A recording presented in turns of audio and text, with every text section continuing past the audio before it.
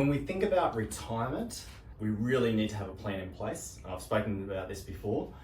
One key area of planning is if you've done really well with your investments, it's asking yourself the question, are those investments appropriate for my retirement? Have I thought about the income that they're going to produce? Have I thought about, can I manage those assets appropriately in retirement? And what I mean by that is that if I want to be going traveling and doing things, do I have time to really be focusing on these types of assets that I've got? And if it's not, then you really need to have a plan in place, and ideally leading up to retirement of when do I need to sell assets, or what changes do I need to make to those investments in my lead up to retirement.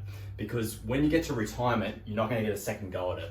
And what's really important about that is making sure that you've got your investments appropriate to what I call the sleep test and how you feel comfy with it. Because as a 30-year-old, I might have really felt that these investments are really great and I can handle all that volatility. But then as a 67-year-old or a 70-year-old, that might have changed quite a bit. Sleep test, it's an easy one because we all like to sleep and have a good night's rest. And so we want to make sure that we're not worried about our investments, because things can happen, hey. We can get higher interest rates, we can get cost of living going up, all these sorts of things. We can have wars happening and all these sorts of external volatility things that are happening.